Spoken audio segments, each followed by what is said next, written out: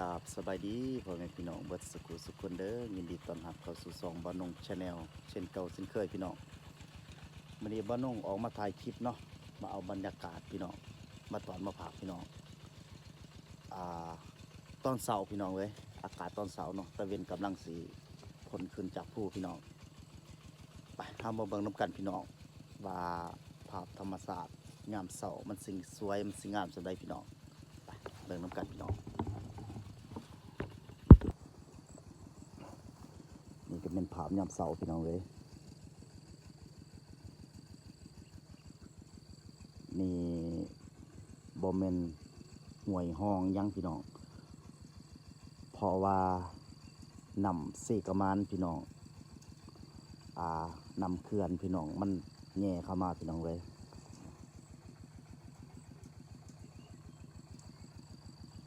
เบ้อตะเวนกำลังสิฝนขึ้นจากผู้พี่น้อง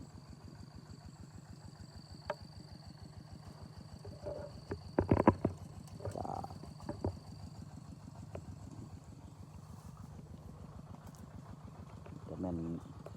ผู้พี่น้อง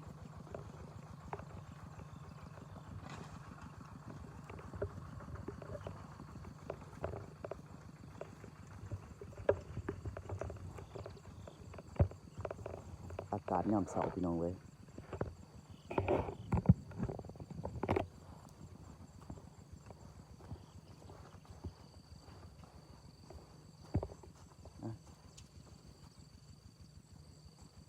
ลองเข้าไปดินน้ำปลาสดกันพี่น้องคือว่าสวนมันสับปะหลังกันพี่น้องถึงกำลังไทยพี่น้องเลยกำลังไทยสปลูกมันพี่น้องสวนเพิ่นหมักกวางพี่น้องเลยฝุด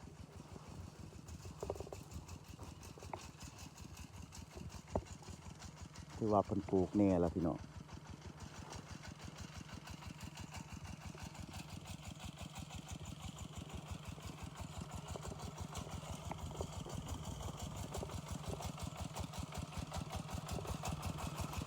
เพิ่นใส่รถไถนาพี่น้องไถปลูกไว้เนาะ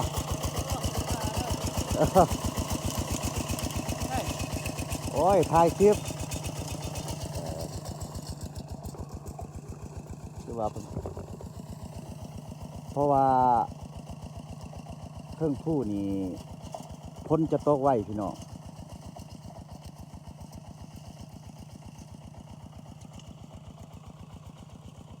ถ่ายรถกินก็อ่อนเลยพี่น้องเลยพอไทยเนาะ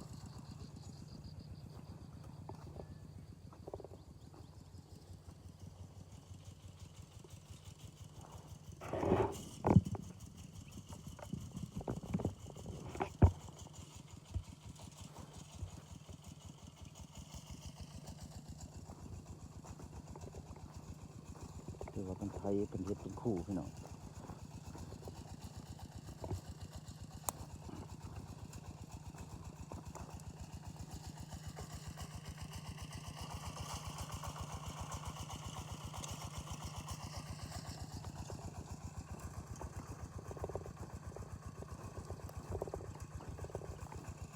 คนไทยเป็นคู่พี่น้องเลย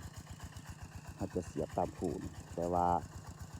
รถไทยหน่อยมันจะคู่หน่อยพี่น้องบ่แม่นรถไทยใหญ่รถไทยพอร์ตมันจะคู่ใหญ่พี่น้อง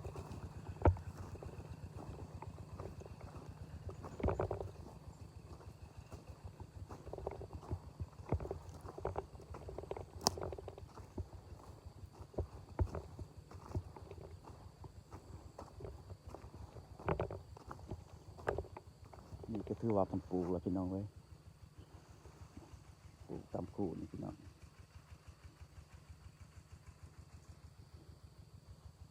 ถือว่ากระกวางเติบ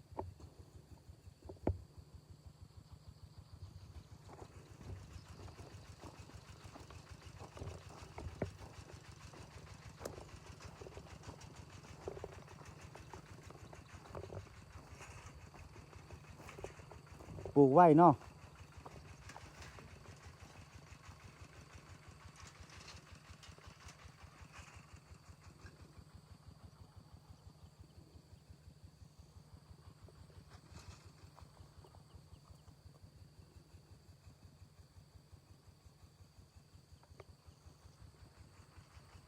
นี่จะเป็นน้อง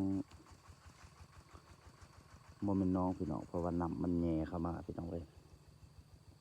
แย่เข้าเต็ม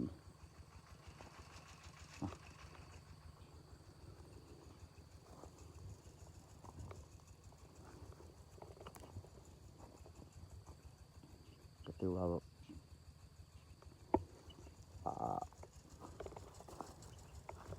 หมองจะได้อยู่เฮกตาร์พี่น้องดิบเราสมควรไงสมควร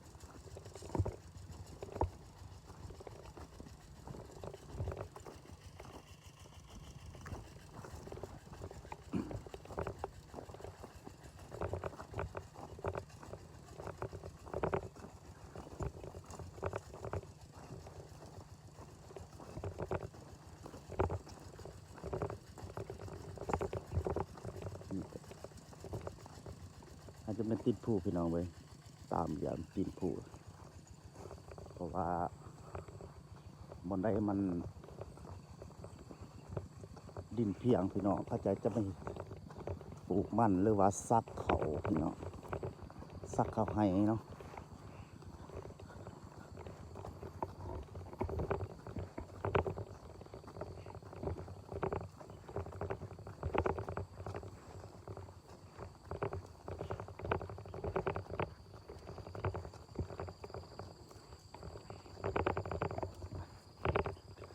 เก็บไปกินบ่เป็นบ่กินนี่ฮะเราว่าเป็นเสยพี่น้องเลย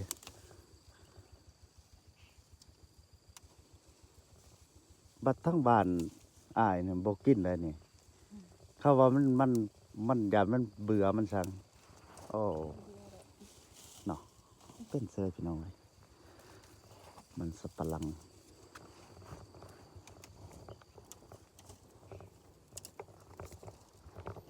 ปลูกได้จังมือแล้วนี่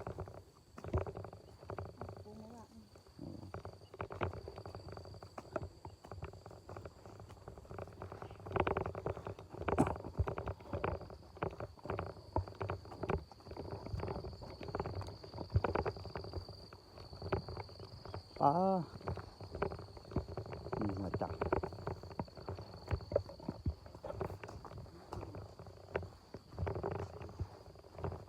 สบายดีเฮ็ดยังนี่โอ้ละสิเฮ็ดกินพี่น้องเอ้ยต้มปลาเหรอบ่มีเฮ็ดเทื่ออีกเนาะบ่ได้หากินบ่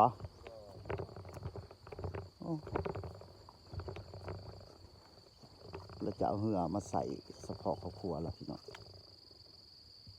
จากหางยาวพี่น้องเว้ย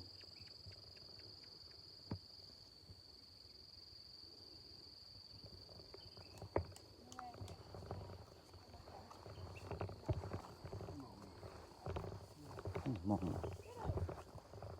บ่ถือว่ากลางมองนี่โอ้นี่พี่น้องเอ้ยปลาละสิกินมีปลากาปลาขาวเลย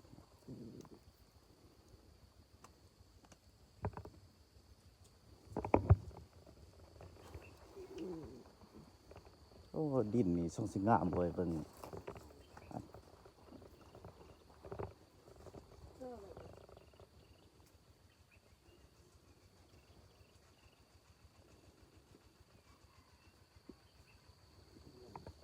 แล้วก็เป็นส่วนมันติดกับแม่น้ำเลยพี่น้อง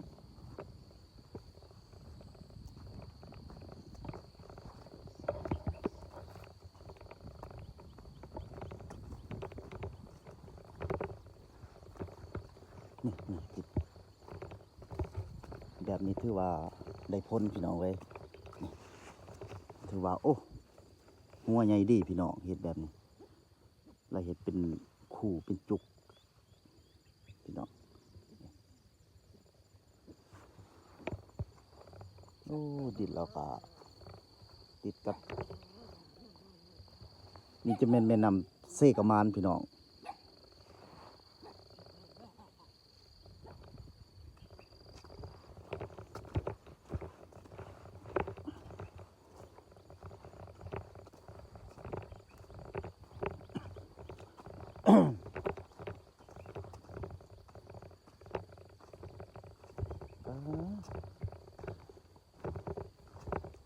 ธรรมศาสตร์พี่น้องเอ้ย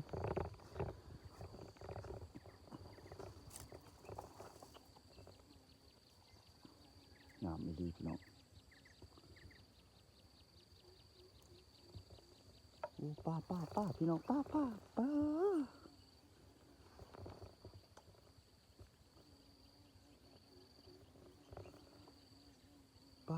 ่าบอดพี่น้องทำยังไงแท้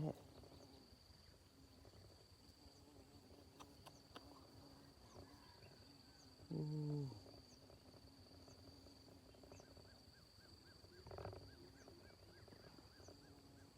ตามไปสะสนเขาว่าป่านี่หินลายพี่น้องนี่แต่ตัวมันไงระดับ5 โลขึ้นพี่น้องเลยป้าตาสะอ่อนเนาะโอ้ยบอดพี่น้องมาขนาดแท้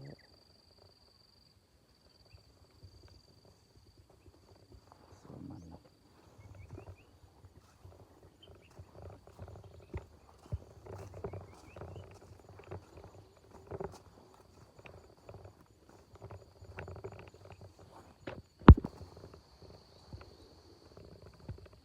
ส่วนเรามันก็กวงพี่น้อง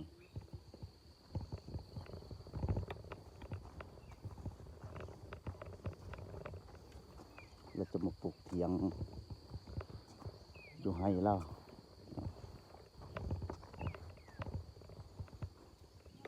น้ำได้บ่ยังมาเสียบ่บอกสิบ่เรื่องดอกเสียยังกินเนี่ย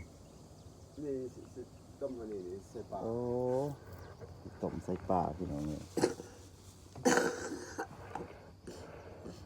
โอ้ปลูกไว้เนาะคือว่าละดินมันยังซุ่มอยู่น้องมาบอกสินี่มาสองสามวันตายกั้นน้ำได้บ่จังว่าที่ไปถึงน้ำมันใต้สามบ่จ๊ะ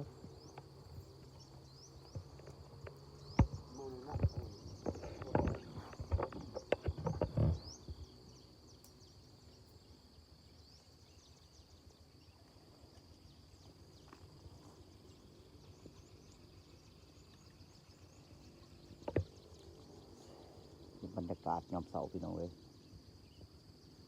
ที่พาไทยมาตอดมาพักพี่น้อง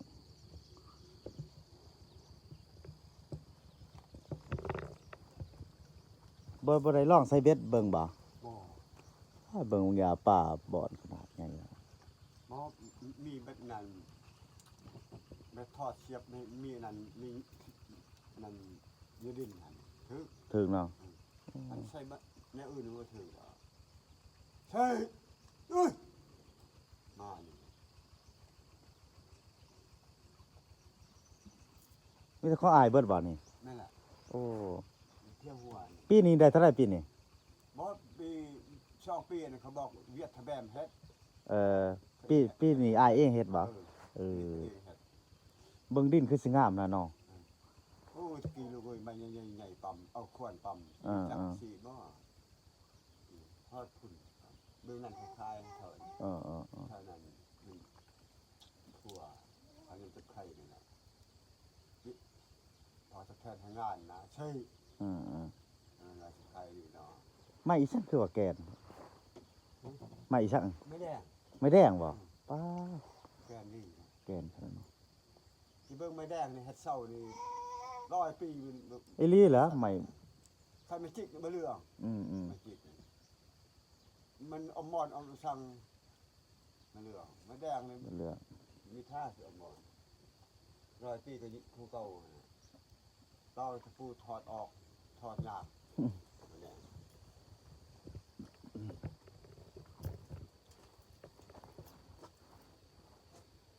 โอ้คักบัดนี้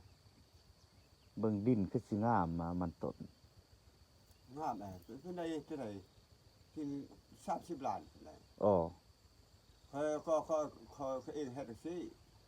แต่ว่าคิดว่าเพิ่นเฮ็ดหัวเฮ็ดสั่งนี่หัวบ่เฮ็ดสั่งบ่เฮ็ดนั่นน่ะ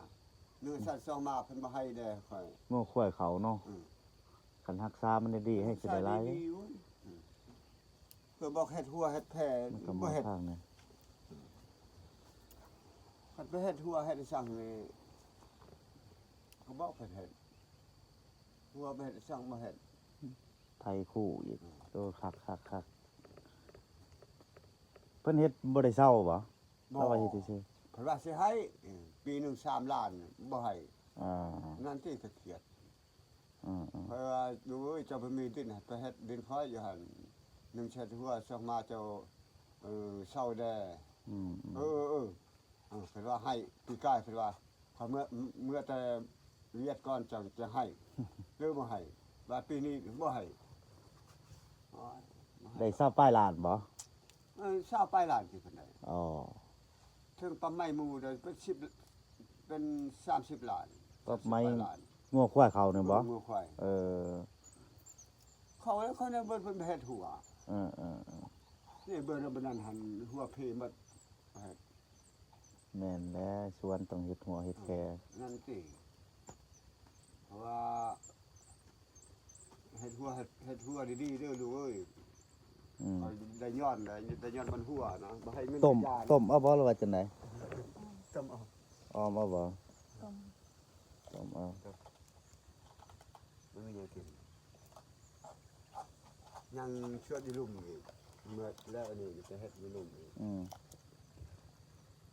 บ่มีอยากเฮ็ดโดยเฮ็ดไปนั่นกันครับ เออ เดี๋ยวทุกโอ้ยทุกมันต้นนี่ทุกกว่าสั่ง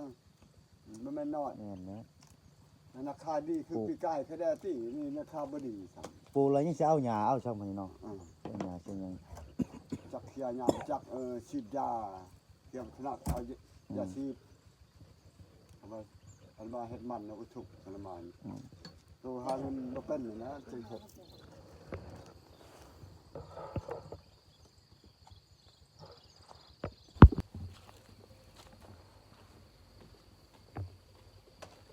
เอาพี่น้อง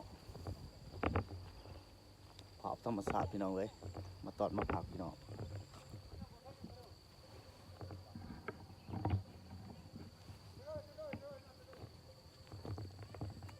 แต่ว่าทางหลังก็แม่นสวนมันพี่น้องสวนมันสับปะหลังเพิ่นพี่น้องมื้อนี้ก็มีโอกาสพี่น้องเว้ยมาถ่ายคลิปเนาะเอาภาพธรรมชาติมาตอดมาผักพี่น้อง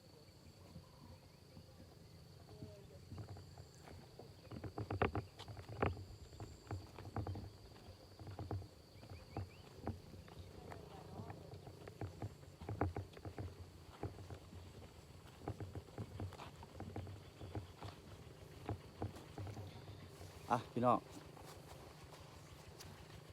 กะเบิ่งภาพธรรมศาสตร์พี่น้องถ่ายมาตอนมาพากพี่น้องพี่น้องก่อนสิลาจากกันฝากพี่น้องกดไลค์กดแชร์กดติดตามกด Subscribe ให้เบาหนงเด้อพี่น้องพอกันคลิปหน้าพี่น้องบ๊ายบาย